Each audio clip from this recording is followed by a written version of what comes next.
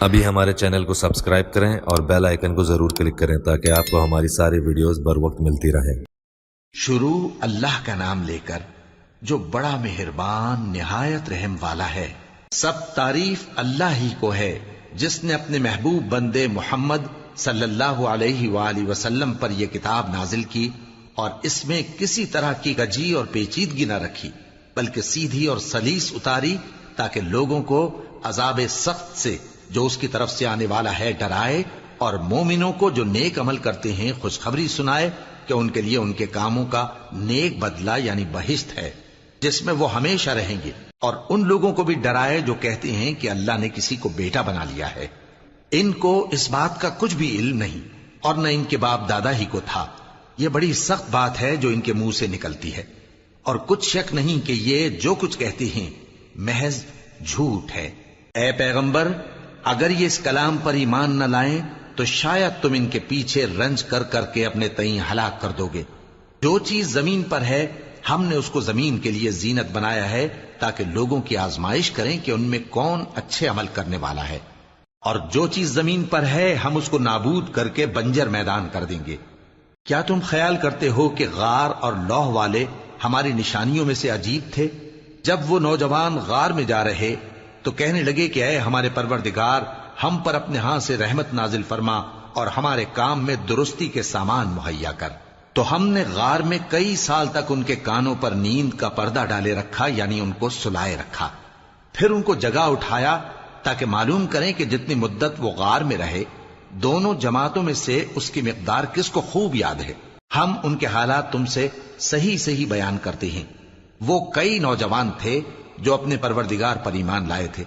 اور ہم نے ان کو اور زیادہ ہدایت دی تھی اور ان کے دلوں کو مربوط یعنی مضبوط کر دیا۔ جب وہ اٹھ کھڑے ہوئے تو کہنے لگے کہ ہمارا پروردگار آسمانوں اور زمین کا مالک ہے، ہم اس کے سوا کسی کو معبود سمجھ کر نہ پکاریں گے۔ اگر ایسا کیا تو اس وقت ہم نے بے عقلی کی بات کی۔ ان ہماری قوم کے لوگوں نے اس کے سوا اور معبود بنا رکھے ہیں، بھلا یہ ان کے معبود ہونے پر کوئی کھلی دلیل کیوں نہیں لاتے؟ تو اس سے زیادہ کون ظالم ہے جو اللہ پر جھوٹ باندھے؟ اور جب تم نے ان مشرکوں سے اور جن کی یہ اللہ کے سوا عبادت کرتے ہیں ان سے کنارہ کر لیا ہے تو غار میں چل رہو، تمہارا پروردگار تمہارے لیے اپنی رحمت وسیع کر دے گا اور تمہارے کاموں میں آسانی کے سامان مہیا کرے گا۔ اور جب سورج نکلے تو تم دیکھو کہ دھوپ ان کے غار سے داہنی طرف سمٹ جائے، اور جب غروب ہو تو ان سے بائیں طرف کترا جائے، اور وہ اس غار کے کشادہ حصے میں تھے۔ یہ اللہ کی نشانیوں میں سے ہیں، جس کو اللہ ہدایت دے وہ ہدایت یاب ہے، اور جس کو گمراہ رہنے دے تو تم اس کے لیے کوئی دوست راہ بتانے والا نہ پاؤ گے۔ اور تم ان کے متعلق خیال کرو کہ وہ جاگ رہے ہیں حالانکہ وہ سوتے ہیں، اور ہم ان کو دائیں اور بائیں کروٹ بدلاتے تھے، اور ان کا کتا چوکھٹ پر دونوں ہاتھ پھیلائے ہوئے تھا۔ اگر تم ان کو جھانک کر دیکھتے تو پیٹ پھیر کر بھاگ جاتے اور ان سے دہشت میں آ جاتے۔ اور اسی طرح ہم نے ان کو اٹھایا تاکہ آپس میں ایک دوسرے سے دریافت کریں۔ ایک کہنے والے نے کہا کہ تم یہاں کتنی مدت رہے؟ انہوں نے کہا کہ 1 دن یا اس سے بھی کم۔ انہوں نے کہا کہ جتنی مدت تم رہے ہو تمہارا پروردگار ہی اس کو خوب جانتا ہے، تو اپنے میں سے کسی کو یہ روپیہ دے کر شہر بھیجو، وہ دیکھے کہ نفیس کھانا کون سا ہے تو اس میں سے کھانا لے آئے، اور احتیاط سے آئے جائے اور تمہارا حال کسی کو نہ بتائے۔ اگر وہ تم پر دسترس پا لیں گے تو تمہیں سنسار کر دیں گے یا پھر اپنے مذہب میں داخل کر لیں گے، اور اس وقت تم کبھی فلاح نہیں پاؤ گے۔ اور اسی طرح ہم نے لوگوں کو ان کے حال سے خبردار کر دیا تاکہ وہ جانیں کہ اللہ کا وعدہ سچا ہے، اور یہ کہ قیامت جس کا وعدہ کیا جاتا ہے اس میں کچھ شک نہیں۔ اس وقت لوگ ان کے بارے میں باہم جھگڑنے لگے اور کہنے لگے کہ ان کے غار پر عمارت بنا دو۔ ان کا پروردگار ان کے حال سے خوب واقف ہے۔ جو لوگ ان کے معاملے میں غلبہ رکھتے تھے وہ کہنے لگے کہ ہم ان کے غار پر مسجد بنائیں گے۔ بعض لوگ اٹکل پچو کہیں گے کہ وہ 3 تھے اور چوتھا ان کا کتا تھا، اور بعض کہیں گے کہ وہ 5 تھے اور چھٹا ان کا کتا تھا، اور بعض کہیں گے کہ وہ 7 تھے اور 8واں ان کا کتا تھا۔ کہہ دو کہ میرا پروردگار ہی ان کے شمار سے خوب واقف ہے، ان کو جانتے بھی ہیں تو تھوڑے ہی لوگ جانتے ہیں۔ تو تم ان کے معاملے میں بحث نہ کرنا مگر سرسری سی بحث، اور نہ ان کے بارے میں ان میں سے کسی سے کچھ دریافت ہی کرنا، اور کسی کام کی نسبت نہ کہنا کہ میں اسے کل کر دوں گا، مگر انشاءاللہ کہہ کر، یعنی اگر اللہ چاہے تو کر دوں گا، اور جب اللہ کا نام لینا بھول جاؤ تو یاد آنے پر لے لو، اور کہہ دو کہ امید ہے کہ میرا پروردگار مجھے اس سے بھی زیادہ ہدایت کی باتیں بتائے۔ اور اصحاب کہف اپنے غار میں 9 پر 300 سال رہے۔ کہہ دو کہ جتنی مدت وہ رہے اسے اللہ ہی خوب جانتا ہے، اسی کو آسمانوں اور زمین کی پوشیدہ باتیں معلوم ہیں، وہ کیا خوب دیکھنے والا اور کیا خوب سننے والا ہے۔ اس کے سوا ان کا کوئی کارساز نہیں، اور نہ وہ اپنے حکم میں کسی کو شریک کرتا ہے۔ اور اپنے پروردگار کی کتاب کو جو تمہارے پاس بھیجی جاتی ہے پڑھتے رہا کرو، اس کی باتوں کو کوئی بدلنے والا نہیں، اور اس کے سوا تم کہیں پناہ بھی نہیں پاؤ گے۔ اور جو لوگ صبح و شام اپنے پروردگار کو پکارتے اور اس کی خوشنودی کے طالب ہیں، ان کے ساتھ صبر کرتے رہو، اور تمہاری نگاہیں ان میں سے گزر کر اور طرف نہ دوڑیں کہ تم دنیاوی زندگی کی رونقوں کے خواستگار ہو جاؤ۔ اور جس شخص کے دل کو ہم نے اپنی یاد سے غافل کر دیا ہے اور وہ اپنی خواہش کی پیروی کرتا ہے اور اس کا کام حد سے بڑھ گیا ہے، اس کا کہا نہ ماننا۔ اور کہہ دو کہ لوگو یہ قرآن تمہارے پروردگار کی طرف سے برحق ہے، تو جو چاہے ایمان لائے اور جو چاہے کافر رہے۔ ہم نے ظالموں کے لیے دوزخ کی آگ تیار کر رکھی ہے جس کی قناتیں ان کو گھیر رہی ہوں گی، اور اگر فریاد کریں گے تو ایسے کھولتے ہوئے پانی سے ان کی داد رسی کی جائے گی جو پگھلے ہوئے تانبے کی طرح گرم ہوگا اور جو ان کے چہروں کو بھون ڈالے گا۔ ان کے پینے کا پانی بھی برا اور آرام گاہ بھی بری۔ اور جو ایمان لائے اور کام بھی نیک کرتے رہے تو ہم نیک کام کرنے والوں کا اجر ضائع نہیں کرتے۔ ایسے لوگوں کے لیے ہمیشہ رہنے کے باغ ہیں جن میں ان کے محلوں کے نیچے نہریں بہ رہی ہیں، ان کو وہاں سونے کے کنگن پہنائے جائیں گے، اور وہ باریک دیبا اور اطلس کے سبز کپڑے پہنا کریں گے، اور تختوں پر تکیے لگا کر بیٹھا کریں گے۔ کیا خوب بدلہ اور کیا خوب آرام گاہ ہے۔ اور ان سے 2 شخصوں کا حال بیان کرو جن میں سے ایک کو ہم نے انگور کے 2 باغ عنایت کیے تھے اور ان کے گردا گرد کھجوروں کے درخت لگا دیے تھے، اور ان کے درمیان کھیتی پیدا کر دی تھی۔ دونوں باغ کثرت سے پھل لاتے اور اس کی پیداوار میں کسی طرح کی کمی نہ ہوتی، اور دونوں میں ہم نے ایک نہر بھی جاری کر رکھی تھی، اور اس طرح اس شخص کو ان کی پیداوار ملتی رہتی تھی۔ تو ایک دن جبکہ وہ اپنے دوست سے باتیں کر رہا تھا، کہنے لگا کہ میں تم سے مال و دولت میں بھی زیادہ ہوں اور جتھے اور جماعت کے لحاظ سے بھی زیادہ عزت والا ہوں، اور ایسی شیخیوں سے اپنے حق میں ظلم کرتا ہوا اپنے باغ میں داخل ہوا۔ کہنے لگا کہ میں نہیں خیال کرتا کہ یہ باغ کبھی تباہ ہو، اور نہ خیال کرتا ہوں کہ قیامت برپا ہو، اور اگر میں اپنے پروردگار کی طرف لوٹایا بھی جاؤں تو وہاں ضرور اس سے اچھی جگہ پاؤں گا۔ تو اس کا دوست جو اس سے گفتگو کر رہا تھا کہنے لگا کہ کیا تم اس ذات سے کفر کرتے ہو جس نے تم کو مٹی سے پیدا کیا، پھر نطفے سے، پھر تمہیں پورا آدمی بنایا؟ مگر میں تو یہ کہتا ہوں کہ اللہ ہی میرا پروردگار ہے، اور میں اپنے پروردگار کے ساتھ کسی کو شریک نہیں کرتا۔ اور جب تم اپنے باغ میں داخل ہوئے تو تم نے ما شاء اللہ لا قوت الا باللہ کیوں نہ کہا؟ اگر تم مجھے مال و اولاد میں اپنے سے کمتر دیکھتے ہو تو عجب نہیں کہ میرا پروردگار مجھے تمہارے باغ سے بہتر عطا فرمائے، اور تمہارے اس باغ پر آسمان سے آفت بھیج دے تو وہ صاف میدان ہو جائے، یا اس باغ کی نہر کا پانی گہرائی میں اتر جائے تو پھر تم اسے تلاش نہ کر سکو، اور اس کے میووں کو عذاب نے آ گھیرا اور وہ اپنی چھتریوں پر گر کر رہ گیا، تو جو مال اس نے اس پر خرچ کیا تھا اس پر حسرت سے ہاتھ ملنے لگا اور کہنے لگا کہ کاش میں اپنے پروردگار کے ساتھ کسی کو شریک نہ بناتا۔ اس وقت اللہ کے سوا کوئی جماعت اس کی مددگار نہ ہوئی اور نہ وہ بدلہ لے سکا۔ یہاں سے ثابت ہوا کہ حکومت سب اللہ کی ہے، جو معبود برحق ہے وہی بہترین ثواب عطا کرنے والا اور بہترین انجام لانے والا ہے۔ اور ان سے دنیا کی زندگی کی مثال بھی بیان کر دو کہ وہ ایسی ہے جیسے پانی جسے ہم نے آسمان سے برسایا تو اس کے ساتھ زمین کی پیداوار مل کر نکلی، پھر وہ چورا چورا ہو گئی کہ ہوائیں اسے اڑاتی پھرتی ہیں، اور اللہ تو ہر چیز پر قدرت رکھتا ہے۔ مال اور بیٹے تو دنیا کی زندگی کی رونق و زینت ہیں، اور نیکیاں جو باقی رہنے والی ہیں وہ ثواب کے لحاظ سے تمہارے پروردگار کے ہاں بہت اچھی اور امید کے لحاظ سے بہت بہتر ہیں۔ اور جس دن ہم پہاڑوں کو چلائیں گے اور تم زمین کو صاف میدان دیکھو گے اور ان لوگوں کو ہم جمع کر لیں گے تو ان میں سے کسی کو بھی نہیں چھوڑیں گے، اور سب تمہارے پروردگار کے سامنے صف باندھ کر لائے جائیں گے،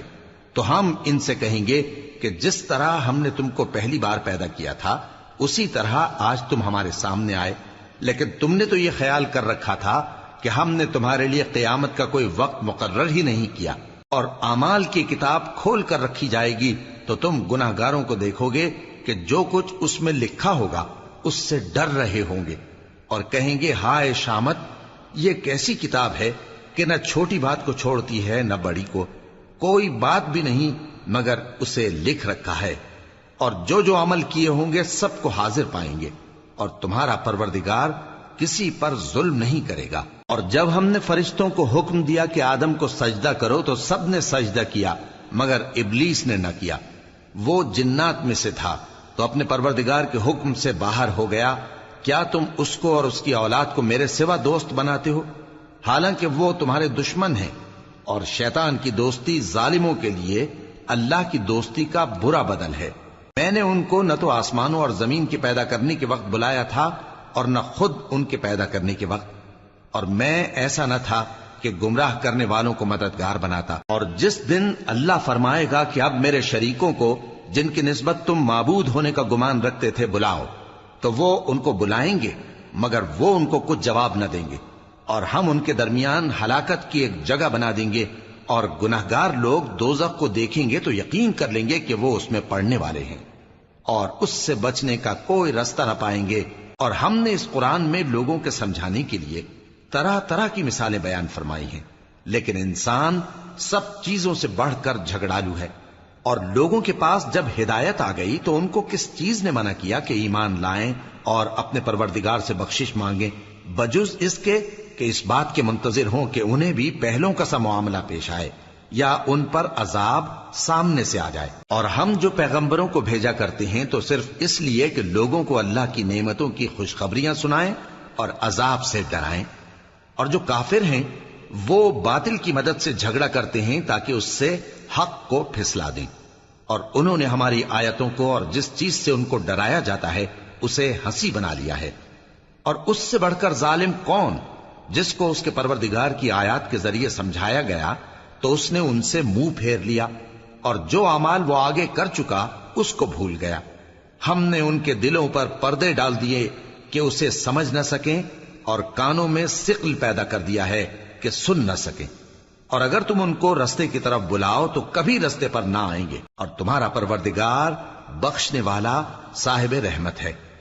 اگر وہ ان کے کرتوتوں پر ان کو پکڑنے لگے تو ان پر جھٹ عذاب بھیج دے، مگر ان کے لیے ایک وقت مقرر کر رکھا ہے کہ اس کے عذاب سے کوئی پناہ کی جگہ نہ پائیں گے۔ اور یہ بستیاں جو ویران پڑی ہیں، جب انہوں نے کفر کر کے ظلم کیا تو ہم نے ان کو تباہ کر دیا، اور ان کی تباہی کے لیے ایک وقت مقرر کر دیا تھا۔ اور جب موسیٰ نے اپنے شاگرد سے کہا کہ جب تک میں دو دریاؤں کے ملنے کی جگہ نہ پہنچ جاؤں ٹلنے کا نہیں، خاص صدیوں چلتا رہوں، پھر جب وہ دونوں ان دریاؤں کے سنگم پر پہنچے تو اپنی مچھلی بھول گئے، پھر اس مچھلی نے دریا میں سرنگ کی طرح اپنا رستہ بنا لیا۔ جب آگے چلے تو موسیٰ نے اپنے شاگرد سے کہا کہ ہمارا کھانا لاؤ، اس سفر سے ہم کو بہت تکان ہو گئی ہے۔